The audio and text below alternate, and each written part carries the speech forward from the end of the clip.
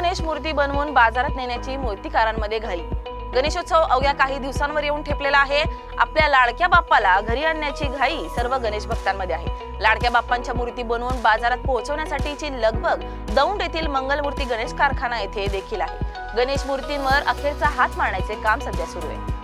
मोठ्या संख्येने गणेश मूर्ती बनवून झाल्या असल्या तरी आता काही मूर्ती बनवण्यात येत आहेत। वेळ कमी असल्याने मूर्तिकारांमध्ये लगबग दिसून येते। लाडक्या बाप्पांची मूर्ती बनवून बाजारात पोहोचवण्यासाठीची लगबग मंगलमूर्ती गणेश कारखाना येथे देखील आहे। विविध आकारातील आणि विविध रूपातील गणेश मूर्ती बनवण्यात मूर्तिकार व्यस्त आहेत। गणेश मूर्ती सुंदर बनली पाहिजे यासाठी मोठी मेहनत येथील कामगार घेत आहेत। या मूर्ती पुढील रंगकाम करण्यासाठी नेल्या जात आहेत। गणेश मूर्तींवरती अखेरचा हात फिरवण्याचं काम जे आहे ते सध्या सुरू असल्याचे चित्र जे आहे ते या ठिकाणी दिसतंय। गणेश मूर्तींना वेळेत मार्केटमध्ये पोहोचवण्यासाठी एकच लगबग जी आहे ती कलाकारांची दिसून येते।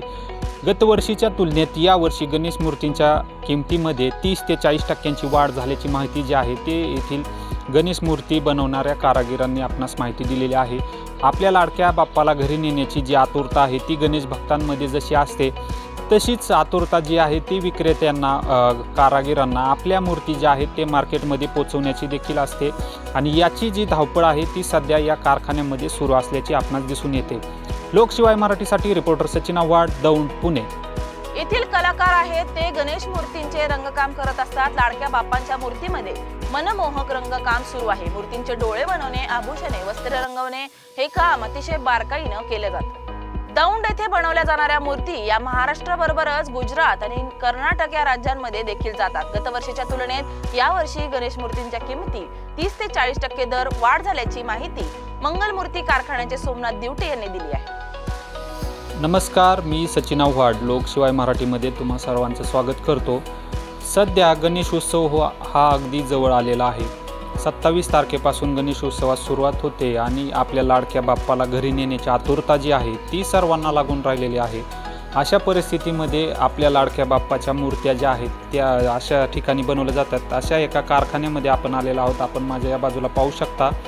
हा जो आहे तो दौंड येथील मंगलमूर्ती गणेश कारखाना आहे। या ठिकाणी गणेश मूर्तींवरती अखेरचा हात फिरवण्याचं काम जे आहे ते सुरू असल्याचं आपण पाहू शकता। गणेश मूर्तींमध्ये अतिशय सुबक आणि सुंदर अशा रीतीने रंग भरण्याचं काम जे आहे ते येथील कलाकारांकडून सध्या सुरू आहे। विविध प्रकारच्या विविध आकारातील गणेश मूर्ती ज्या आहेत त्या या ठिकाणी बनवल्या जातात आणि या मूर्तींना राज्यभरातून मोठी मागणी असते। आपण माझ्या पाठीमागे या बाजूला पाहू शकता। अतिशय मोठ्या संख्येने गणेश मूर्ती ज्या आहेत त्या या परिसरामध्ये ज्या आहेत त्या बनवल्या जातात। अखेरचा हात जो आहे तो या गणेश मूर्तींवरती सध्या फिरवला जातोय।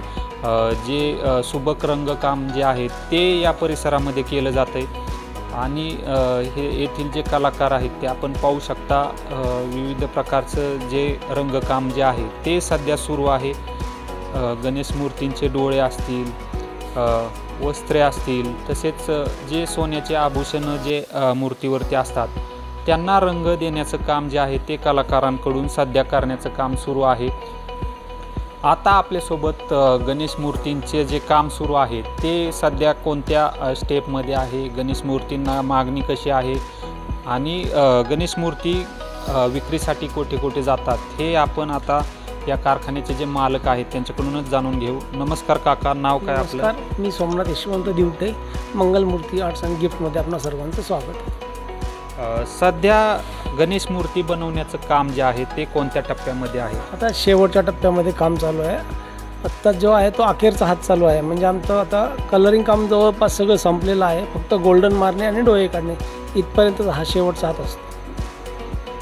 सध्या मार्केटमध्ये गणेश मूर्तींच्या ज्या किमती आहेत त्या गेल्या वर्षीच्या तुलनेत किमतीमध्ये किती वाढ झालेली आहे, काय सांगाल? यावर्षी साधारणतः 25 ते 30% वाढ झालेली आहे। रंगामध्ये वाढ आहे।